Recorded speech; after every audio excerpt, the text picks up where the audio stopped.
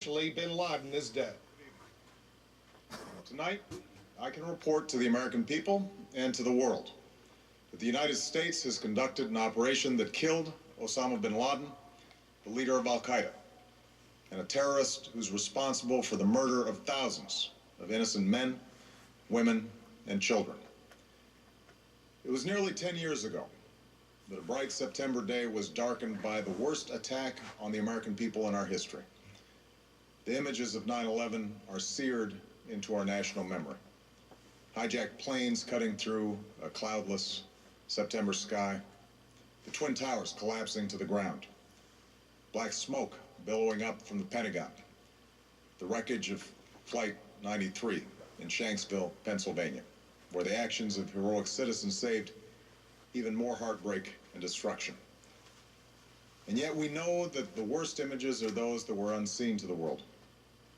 The empty seat at the dinner table, children who were forced to grow up without their mother or their father, parents who would never know the feeling of their child's embrace, nearly 3,000 citizens taken from us, leaving a gaping hole in our hearts. On September 11th, 2001, in our time of grief, the American people came together. We offered our neighbors a hand, and we offered the wounded our blood. We reaffirmed our ties to each other and our love of community and country. On that day, no matter where we came from, what God we prayed to, or what race or ethnicity we were united as one American family. We were also united in our resolve to protect our nation and to bring those who committed this vicious attack to justice. We quickly learned that the 9/11 attacks were carried out by Al-Qaeda, an organization headed by Osama bin Laden, which had openly declared war on the United States and was committed to killing innocents in our country and around the globe. And so we went to war against Al-Qaeda to protect our citizens, our friends, and our allies.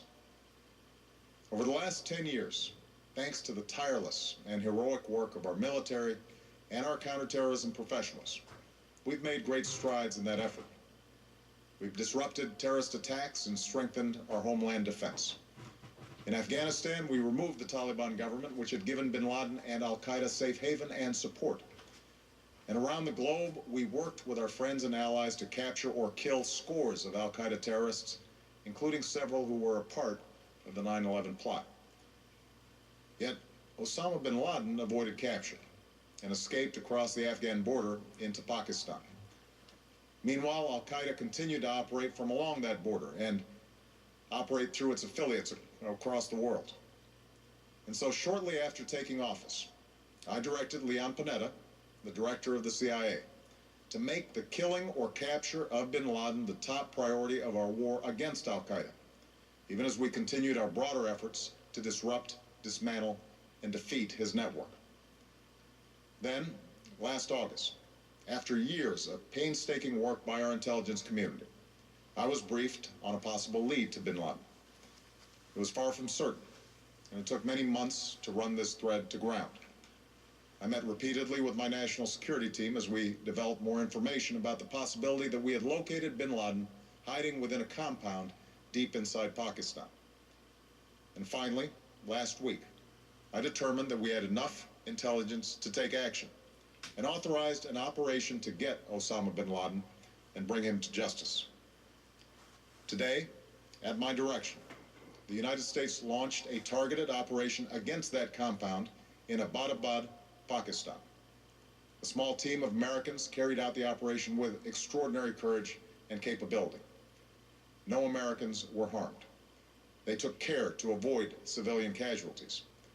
After a firefight, they killed Osama bin Laden and took custody of his body. For over 2 decades, bin Laden has been Al-Qaeda's leader and symbol, and has continued to plot attacks against our country and our friends and allies. The death of bin Laden marks the most significant achievement to date in our nation's effort to defeat Al-Qaeda. Yet his death does not mark the end of our effort. There's no doubt that Al-Qaeda will continue to pursue attacks against us. We must, and we will, remain vigilant at home and abroad. As we do, we must also reaffirm that the United States is not and never will be at war with Islam. I've made clear, just as President Bush did shortly after 9/11, that our war is not against Islam. Bin Laden was not a Muslim leader. He was a mass murderer of Muslims. Indeed, Al-Qaeda has slaughtered scores of Muslims in many countries, including our own. So his demise should be welcomed by all who believe in peace and human dignity. Over the years, I've repeatedly made clear that we would take action within Pakistan if we knew where bin Laden was. That is what we've done. But it's important to note that our counterterrorism cooperation with Pakistan helped lead us to bin Laden and the compound where he was hiding. Indeed, bin Laden had declared war against Pakistan as well and ordered attacks against the Pakistani people. Tonight, I called President Zardari, and my team has also spoken with their Pakistani counterparts. They agree that this is a good and historic day for both of our nations. And going forward, it is essential that Pakistan continue to join us in the fight against Al-Qaeda and its affiliates. The American people did not choose this fight. It came to our shores and started with the senseless slaughter of our citizens. After nearly 10 years of service, struggle, and sacrifice, we know well the costs of war. These efforts weigh on me every time I, as Commander-in-Chief, have to sign a letter to a family that has lost a loved one, or look into the eyes of a service member who's been gravely wounded. So Americans understand the costs of war. Yet, as a country, we will never tolerate our security being threatened, nor stand idly by when our people have been killed. We will be relentless in defense of our citizens and our friends and allies. We will be true to the values that make us who we are. And on nights like this one, we can say to those families who have lost loved ones to Al-Qaeda's terror, justice has been done. Tonight, we give thanks to the countless intelligence and counterterrorism professionals who've worked tirelessly to achieve this outcome. The American people do not see their work nor know their names, but tonight they feel the satisfaction of their work and the result of their pursuit of justice. We give thanks for the men who carried out this operation, for they exemplify the professionalism, patriotism, and unparalleled courage of those who serve our country. And they are part of a generation that has borne the heaviest share of the burden since that September day. Finally, let me say to the families who lost loved ones on 9/11 that we have never forgotten your loss, nor wavered in our commitment to see that we do whatever it takes to prevent another attack on our shores. And tonight, let us think back to the sense of unity that prevailed on 9/11. I know that it has at times frayed, yet today's achievement is a testament to the greatness of our country and the determination of the American people. The cause of securing our country is not complete, but tonight we are once again reminded that America can do whatever we set our mind to. That is the story of our history.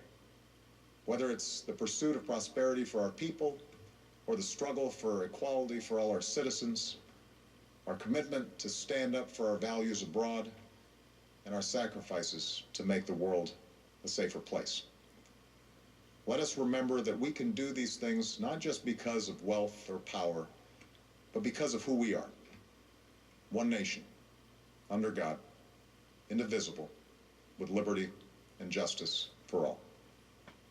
Thank you. May God bless you. And may God bless the United States of America. President of the United States making the dramatic, historic announcement. That's all official now. Bin Laden is dead. The president